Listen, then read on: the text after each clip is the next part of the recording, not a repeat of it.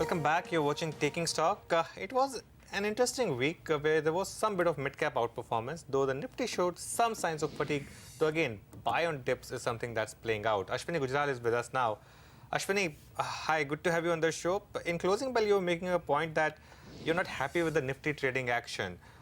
Is it giving a sign of trend reversal, or would that be too strong to say? Well, first of all, the trend just started 4 weeks back. That's too soon for a trend reversal. But what has happened is that as the market keeps moving higher, it's losing momentum. So the first rally was 400 points. The next rally was, 250 points. This current rally has been only 170 points from 7600.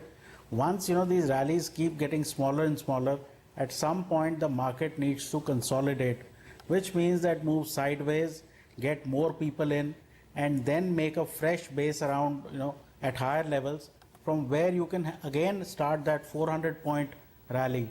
So my sense is that the market doesn't have great momentum above 7750, and maybe, a couple of weeks if we could move sideways, holding, 7500, 7550, probably a fresh base could be made, probably fresh news flow would come in, in the results, which would take the market higher. So while we are sideways, action will continue on mid caps, but I think Nifty for the moment has done its thing. Bank Nifty probably by Tuesday would have, taken out most of its targets, and that would also get into a consolidation. And then you would see the smaller stocks run up. One day it's tea, one day sugar, one day, small PSU banks.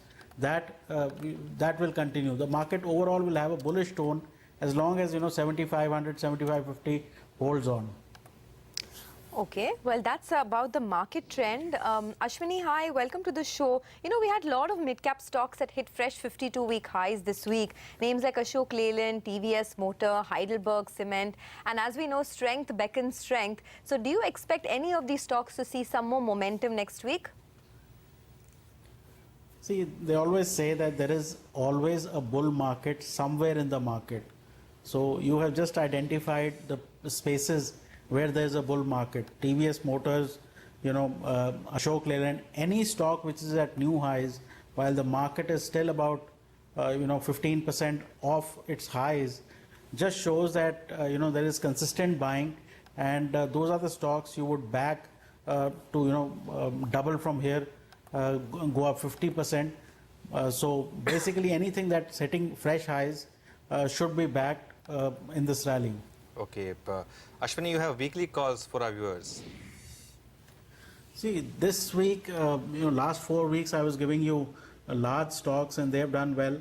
Now I'm slowly moving to the smaller stocks and trying to see what could do well in those areas. Since we have the policy DHFL, that's made a significant move in the last 3 or 4 weeks. So chances are more continuation could be here. We could get targets of up to 300 in the next 6 months or so. Similarly, Havels, again, a stock trying to hit fresh highs. Out here, a target of 420 could be possible. And Yes Bank, it's probably, along with IndusInd Bank, the strongest, mid-cap, private sector bank.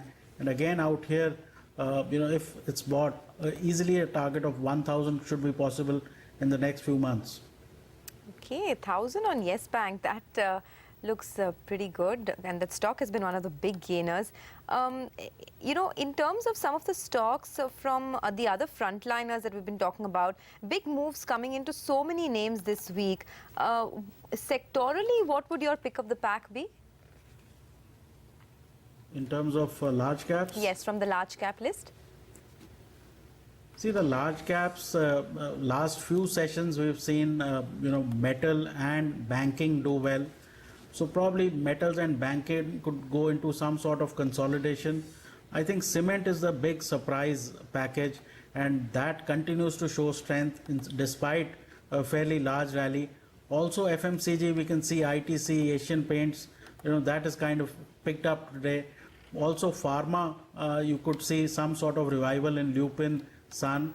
So probably the market will tend to shift from banking and metals towards these sectors which may not have participated as much.